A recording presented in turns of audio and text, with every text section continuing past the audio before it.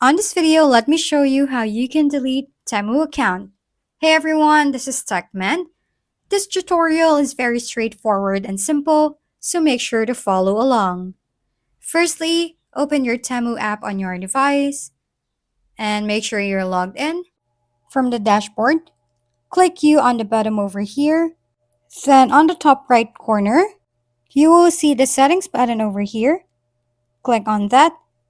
Then go to Account Security over here. Then if you scroll down a little, you will see Delete your TEMU account over here. Click on that and you will be taken on this page. On the bottom, check this agreement for deletion. Then click Continue. Then this prompt will show up for confirmation of your action. Click on Delete and you're done.